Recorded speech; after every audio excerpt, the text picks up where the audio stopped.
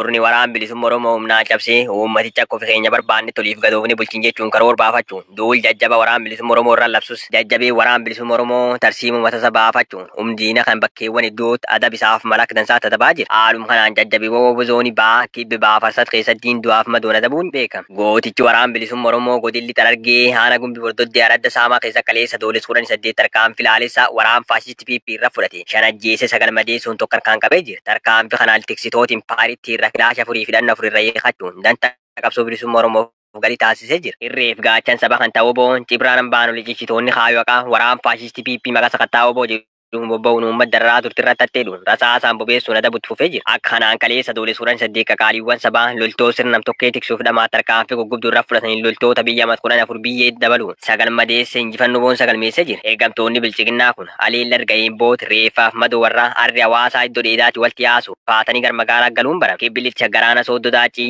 bakka adda gaatti rajinamuu waraanni bilisummaa Oromoo zoonii sadii birgeediin caffitumaa cibraan malkaawaasa dooles kudhan ija waraan faashisti PP du'aaf madoon adabee jira. Tarkaanfii guyyaa sun ganamsa saati kudhan lamirra kaasee hanga saati sadiitiin sakattaa oboof jette baasatte itti dhuun fudhate. Humni diinarra 22 du'aayyuu adabu. Kudhani tokko madoo cimaan gaggeessee jira. Kanaaf du'aaf madoo ishii fudhattee batanuma gar magaal taarreetuuf duub deebitee jira. Lolli hanga bilisummaa woboon taasifam cimetti fuuf qoraa bulaa deebana. Injifannoon uummata Oromoo. Oromiyaa keessatti ilmi namaa yeroo ammaa loltoota PP'n bahee galuu dadhabuun guyyaa guyyaan bakka hedduutti qabamanii balleessaa tokko malee mana hidhaatti erga darbatamaniin booda qorannoo seeraa tokko malee ajjeefamanii akka sareetti bakkeetti gatamaa jiru. Godina Kaaba Shaggar aanaa Kuyyuu magaalaa Garba Gurraachaa keessaa konkolaachisaa maqaan isaa Iyyaasuu Tafarii Warquu jedhamu waajjira poolisii magaalichaa keessatti hidhanii guyyootaaf erga gidirsaa turaniin booda guyyaa kaleessaa adoolessa 18 2024 mana hidhichaarraa baasuun ajjeesanii bakkeetti gatanii biraa deemu. Jiraataan dargaggoo kana beeku tokko jedhetti dargaggoon kun nama siyaasa keessaa quba hin qabnee fi hojiima konkolaachisummaan kan jiraatudha jechuun balleessaa tokko malee oromummaa isaa qofaaf yakkamuun ajjeefames jedheera. Itti dabaluun namoonni gandoota aanichaa keessaa qabamanii magaalaa Garba Gurraachaatti hidhamanii jiran halkan mana hidhaarraa baafamuun ajjeefamaa jiru. Kanneen namni argee awwaaluun alatti kan bineensi nyaatu illee jiraachuu itti dabaluun ibseera. Kaaba Oromiyaa godin Walloo haana Arxum Furshee keessattidha. Saamichaaf buqqaatiin hidhattoota sirnichaan jiraatota irra raawwachuun kudhan ajjeesee dhibba sodaachisa kan jedhu ummataan nafxanya Abiy Ahmed hidhaa reebichaa fi saamicha akka meeshaa waraanatti dhimma itti ba'uun maatii qabsaa'otaa fi sabboontota ilmaan Oromoo hidhuu reebuu fi qeerraa godaansisuu jabeessee itti fufeera. Bifuma kanaanis Kaaba Oromiyaa godina Walloo aanaa Harxummaa Fursee magaalaa Fursee keessatti kibxata adoolessa 16/2024 waraanni sirnichaa dabballoota PP of dura buusuun namoota nagaa irratti reebicha cimaa fi saamicha raawwachuun hidhaa turuu maddeen dubbatu. Namoota hidhattoota sirnichaan adoolessa 16 hidhaman keessaa muraasni kan maqaan nu ga'e Ahmed Muhammad Umar, Ahmed Abduu, Musa Muhammadii fi Abduu Muhammad kanneen jedhaman waan isaan harkaa qaban cufa irraa fudhachuun hidhaniiru. Namoonni kunneen dabballoota PP'n qe'ee isaanii irraa baatii lamaaf maqaa maatii qabsaa'otaa fi deeggartoota wobooti jedhamuun ari'amanii turuu fi waqtiin kun yeroo qonnaan bultoonni ooyiruu qotachuun midhaan oomishatan waan ta'eef ni qotanna jedhanii qe'ee isaaniitti baatiidhuma adoolessaa keessa kan deebi'an ta'uu jiraatan gandichaa tokko tan magaalaa Fursee kun jedhutti qonnaan bultootni yeroo kana midhaan oomishuu yoo dhaban waggaa dhufu kan beelaan ta'uu himuun namoonni kunniinis ni qotanna jedhanii qe'ee irraa ari'amanii turanitti deebi'anis akka isaan yaadan osoo hin taane hireen isaanii hidhattoota murna biltsiginnaan mana hidhaa ta'eera jechuun miira aariin dubbateera. Lixu Wallaggaa Naqiltuu Harraa loltoonni bilchiginnaa waraan bilisummaa Oromoo fakkeessuun rifeensa namtolche yakkoota hawaasa irratti hojjechuun gandoota baadiyyaa bobbaanii jiraachuun dhaga'ame. Innaan sabni Oromoo eenyummaa ofiisaa, aadaa, duudhaa fi sabboonummaa mataa isaan akka hin jiraanneef loltoota isaa kallattii hundaan Oromiyaa guututti bobbaasee ajjeechaa osoo raawwachaa jiru. Ajjeefamuun sabichaallee ija addunyaa jalaa dhokachuun arras tooftaa adda addaan ajjeechaas ta'ee saamichaa hidhaas ta'ee buqqaatii geggeessaa jira.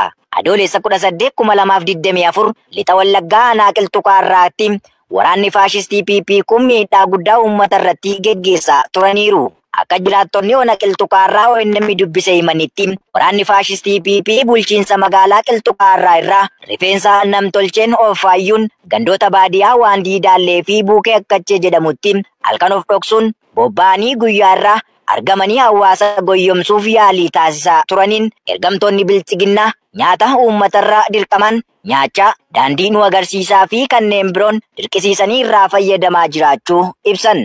Waraanni faashistii PP waraana bilisummaa Oromoo of fakkeessuun sochii erga taasisaniin boodas loltoonni biroon ammoo akka waan haleellaa raawwachuuf bobba'aniitti walirraa fageenya godhatanii dhukaasa hawaasa nagaatti bananiin namootni baqachuun miidhaaf saaxilamanii jiraachuun barameera. Godin Barar Gaana Baddannoot murnoonni bilchiginnaa dargaggoo subaangoo jiraachuun Wantoonni bilchiginnaa dargaggoota Oromoo kutaalee Oromiyaa adda addaa keessa jiran goyyomsuun akka waan Oromoof yaadaniitti hoggaa dubbatanii dhageenya. Garuu faallaa kanaa dargaggoota Oromoo fedhii isaanii malee dirqamaan ukkaamsanii butuun gara leenjii waraanaatti ergaa kan jiran yommuu ta'u, warra kaan ammoo bu'aa nama dhuunfaa ija dura qabuun sossobanii gara isaaniitti makuuf yaalaa jiru. Haaluma kanaan godina Bahaa Harargee aanaa Baddannoo Araddaa Gooroo Wadoo jedhamu keessatti dargaggoota irraa shakkii guddaa waan qabaniif gaafa adoolessa 2024 walitti qabuun mari'achiisa ooluun maddeen keenya ifoomsan. Dargaggoonni gandichaa himanitti hojii dhabeeyyii hunda bara 2017 hojii itti goona caasaa keenya waliin ta'uun hojjetaa haala nageenya impaayeretti waliin taane irratti haa hojjennu jechuun mari'achiisaa turuu fi dargaggoonni kun ammoo sirna nama nyaataa impaayera Itoophiyaa leellisuu kana kan hin simanne ta'uu isaanii dubbatu.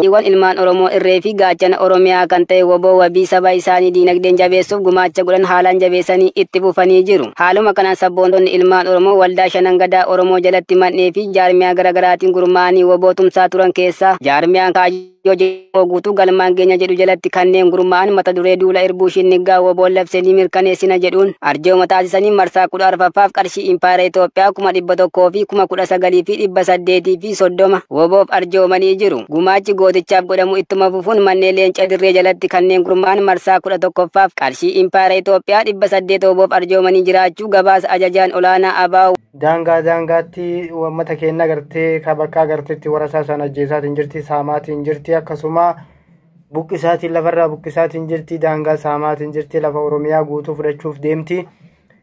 Oromiyaan garuu waan kana namni sababa kanaan gartee gama mootummaanis ta'ee gama uummataanis wanni ka'ee wanni irratti hirmaataatiin jiru hin jiru. Garuu yeroo ammaa kana silaa qeerroon Oromiyaa tokkummaadhaan lafaa ka'ee daangaa ilaa daangaatti lafaa ka'ee uummati Amaaraa ka Oromiyaa keessa jiru nagaan jiraachaa nami keenya ka isaan keessa jiraatu waan hin jirreef daangaa iyyuu dabranii lafateena seenanii ka akkasiin nu ajjeesaa jiran ka isaan wajji jiraachuu jirru. Bifa akkanaatiin kan irratti dalagaatiin jiran kun maal akka fakkaatu dhugaa dubbachuuf hedduu nama ajaa'ibaa. Mee qeerroon Oromiyaa maali yaaddii maalitti calliftee daangaa ilaa daangaatti uummata kana maaliif ofirraa dhowwuu hin dandeenye maaliif ofirraa kaasuu hin dandeenye ka jedhume walumaan ka ilaalu ta'a.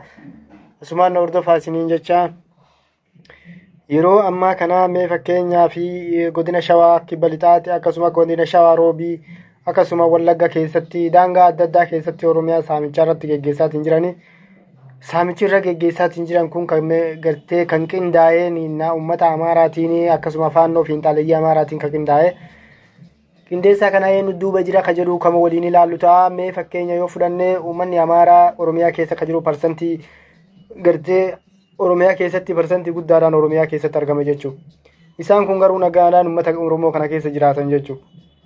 Isaan kana kabajaadhaan waliin jiraachuu jirraa kabajaadhaan kabanyee lafateen irratti nyaatanii dhuganii nurratti qoosaatiin jiran jechuudha. Garuu san dabranii daangaa keenya saamaatiin nu ajjeesaatiin nu gubaatiin nurratti dalagaatiin shira nurratti dalagaatiin jiran jechuudha. Mee Oromiyaa keessaa wanni ilaalchi keessa galchitee gisee ilaaltuu humni dhimmi ilaallatu gama mootummaatiin wanni faayidaan si deebiin si kennamu hin jiru. Gama uummata Oromiyaatiyyuu mee gama qeerroo Oromiyaatiyyuu deebiin kun akkamitti uummata kanaaf deebiyaa? Maaltu barbaachisaa uummata Amaaraa ka Oromiyaa keessa jiraatu kanaaf maaltu barbaachisaa? Kabajaan isaaniif malte uummata keenya irratti shira xaxuu taate malee waliin jiraachuu keenya wal dadhabneetiin jirra jechuudha. Bakka tokko waliin tankaarfachuu hin dandeenyu yookaan waliin deemuu hin dandeenyu jechuudha. Mee uummata keenya kabajamoo fi jaalatamoo yoo dubbii kana keessa gabbuunee kalaallu ta'e qeerroon Oromiyaa ilaa daangaa haga daangaatti mee kama waliin Itoophiyaa keessa ka wajji jiraachaatiin jirru uummata kana wajji jiraachaatiin jirra. Uummanti kun garuu hagam takka kabajaa nuuf qaba, hagam takka gartee nu kabajaatiin jira, hagam takka gartee nu mirga keenya seegaatiin jira. Hanga nu mirga isaanii eenyu, hanga nu kabajaa isaanii eenyu, hanga lafateena keessa taa'anii nyaatanii saamanii nu ajjeesuu hagan gaan takka gahanii jiran jechuudha. Garuu naannoo Oromiyaa keessatti Oromiyaan garuu waan kana ilaalcha keessa galchitee waan ilaaliniif hin beeyne mee qeerroo Oromiyaati yoo iyyamte wanni kun yoo itti iyyatane ni kakaafnaa yookaan gartee ilaa daangaatti hanga daangaatti Oromiyaa bahaaf dhiyaa keessatti wanni kana yoo irra ka hirmaannu taate dubbiin kun shirra amaarri nutti xaxaatiin jiru kana akka of keessaa baafnu yoo ka goonu taate yoo kabajaa ofii ka goonu taate ummata kana kabajaa ofii ka goonu taate ummata kana biyyuma keessatti ofirraa yookaan faccisu ofirraa yookaan kaasuudha. Falli biraan jiru kabajaan akkitti si godhamu kana qofa jechuudha. Kana ofii godhuuf ammoo kana siitu kabajaa ofii godha. Hamma kabajaa atiin gartee namaa gootee kabajaan sun siif hin milkoomne takkatti situ irreedhaan kabajaa ofii godha jechuudha. Garuu hamma ati nama jalaa dheessitu akka namis jalaa nafu siuma jala deemaa siuma faccisa jechuudha. Yoo akkuma namisi facciseen ofirraa faccifte nami kabajaa sii kenna. Garuu Oromoon maaliif ofirraa dhowwuu hin dandeenye maaliif ofirraa faccisuu hin dandeenye. Gama mootummaatiin ni beeynaa shirri gara hundaayyuu ni jira. Mootummaan as garagalee uummata irratti duulaatiin jira. Uummata gara maqaa abaa'oo jedhuun uummata irratti shira xaxaatiin jira jechuudha. Mootummatu nurraa dhoowwaa mootummatu nu qarqaaraa mootummaa humna waraanaati humna poolisii naannoo Oromiyaati humna poolisii addaati federaalaati maaliin hin jirtu. Wanni bakka tana dhufee sirraa dhoowwu hin jirtu. Garuu tokkummaa keenya yoo qabaannee Oromiyaa naannoo Oromiyaa keenya kabachiisuun ni danda'ama jechuudha. Kana kabachiisuu dadhabuun kennaa wal dhageettii dhabaa fi tokkummaa dhabaa fi gartee nu waan nu hin geenne jechuu na fakkaata. Humni fiinxaaleeyyii Amaaraa yeroo ammaa kana wanni garamee wanni gartee irratti dalagamaatiin jiruun uummata isaaniitiin ka dalagaatiin jiraniin. Uummanni isaanii qarqaarsa waan barbaachisu hundaan bira dhaabbataa jira jechuudha. Garuu nu ammoo waan kana yoo ilaalcha keessa galchinee kalaaltu taate isaan nurratti dalagaatiin jiran lafa seenaa keessa ta'anii garuu wal baachuu hin dandeenye.